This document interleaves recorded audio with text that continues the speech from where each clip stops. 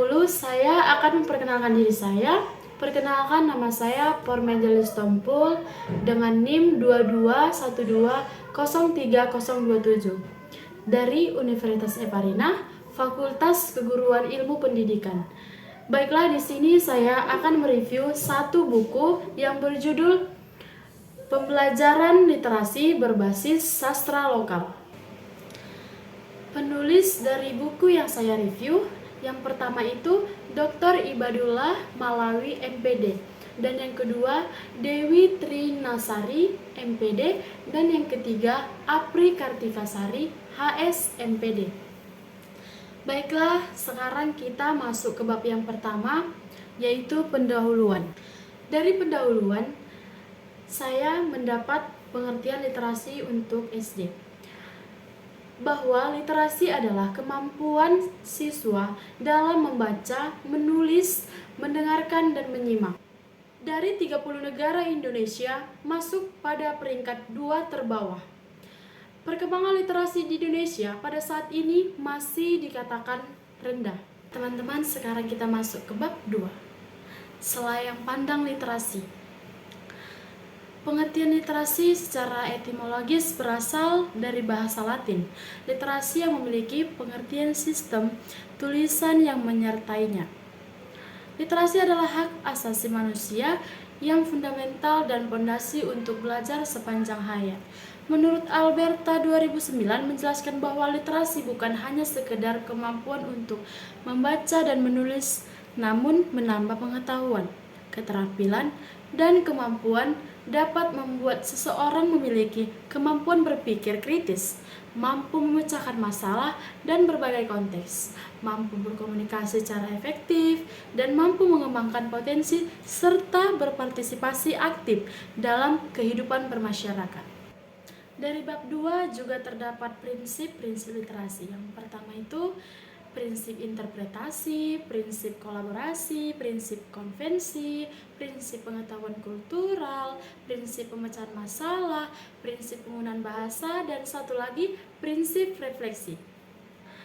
Kondisi literasi di Indonesia, rendahnya minat baca masyarakat Indonesia, salah satu faktor mengapa sampai saat ini kualitas pendidikan di Indonesia masih tergolong rendah bila dibandingkan dengan negara-negara lain. Dan dapat kita lihat posisi Indonesia menurut data PISA. Dan kita lihat juga data masyarakat buta huruf di Indonesia. Baiklah teman-teman, sekarang kita masuk ke bab yang ketiga, literasi di sekolah dasar. Prinsip literasi di sekolah dasar. Program literasi di sekolah dasar sebaiknya dilakukan secara berimbang untuk mengembangkan semua jenis keterampilan berbahasa. Artinya di situ, berimbang program literasi harus mengembangkan kemampuan menyimak, membaca, menulis, dan berbicara secara menyeluruh. Baiklah teman-teman, sekarang kita masuk ke bab yang keempat, pembelajaran literasi inovatif. Terdapat strategi pembelajaran literasi. Yang pertama itu strategi terintegrasi, pengembangan kegiatan literasi di sekolah. Pengembangan kegiatan literasi di sekolah pada dasarnya merupakan tanggung jawab seluruh warga. Sekolah bukan hanya guru kelas atau siswa, tetapi juga melibatkan tataran manajemen dan administratif. Kita masuk ke bab yang kelima, sastra lokal dan dalam literasi. Hakikat sastra lokal. Perkembangan sastra identik dengan perkembangan seni dan ilmu pengetahuan di masyarakat. Ditinjau dari segi penciptaannya, karya sastra merupakan ekspresi pengarang yang berisi ajaran yang hendak disampaikan kepada pembaca.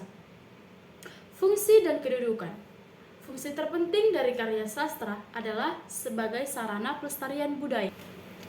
Kita masuk ke bab yang keenam, gerakan literasi berbasis sastra lokal. Sejarah gerakan literasi di sekolah. Seseorang dikatakan mampu berliterasi minimal adalah jika orang tersebut mampu membaca dan menulis. Sedangkan seseorang dikatakan menjadi bagian dari budaya literasi adalah jika ia mampu menjadikan membaca dan menulis tidak hanya sebuah kewajiban, yang diintegral dengan pendidikan tetapi sudah menjadi bagian dari kebutuhan. Gerakan literasi sekolah. Gerakan literasi sekolah itu merupakan salah satu bentuk kesadaran pemerintah akan pentingnya membangun budaya literasi dalam dunia pendidikan. Bisa kita lihat fungsi gerakan literasi sekolah. Baiklah teman-teman, kita masuk ke bab yang ke-7. Implementasi pembelajaran literasi dengan sastra lokal.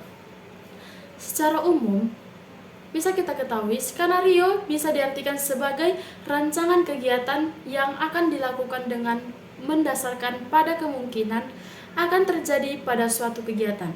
Dalam konteks pembelajaran, skenario merupakan sesuatu yang dirancang secara cermat untuk mencapai tujuan tertentu. Dalam hal ini adalah tujuan belajar.